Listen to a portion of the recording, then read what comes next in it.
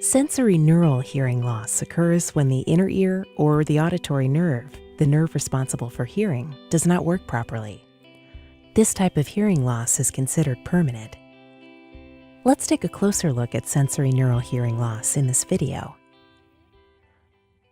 For some children, the outer and middle parts of the ear work well, but the inner ear or the auditory nerve does not work properly.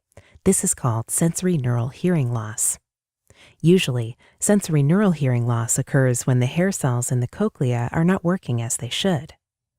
There are two types of these cells, outer hair cells and inner hair cells. The job of the outer hair cells is to make soft sounds louder inside the cochlea. The job of the inner hair cells is to convert the movement of fluid in the cochlea into electrical signals, which are then sent along the auditory nerve to the brain.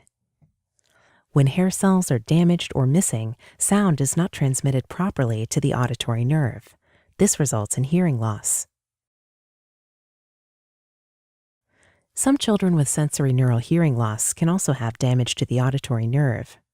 The degree of hearing loss will depend on how much the hair cells and the auditory nerve are affected.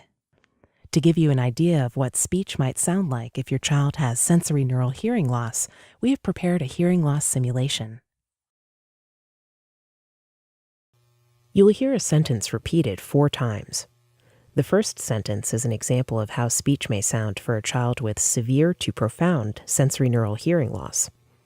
The next 2 are examples of moderate and mild sensorineural hearing loss. The last sentence will sound as it does for someone with typical hearing. Note that these simulations are for demonstration purposes only. Your audiologist can talk to you about your child's hearing levels.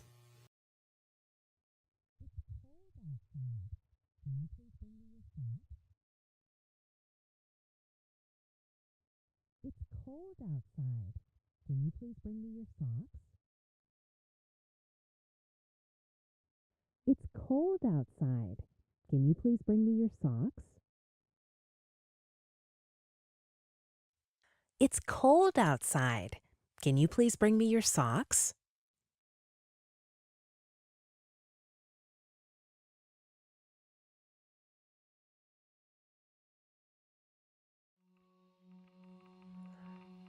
If your child has sensorineural hearing loss, it is important to become involved with early services to support communication and language.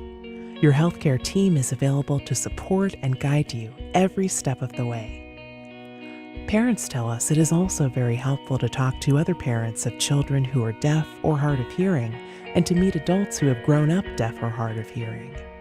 Your audiologist and early intervention team can help you make these connections.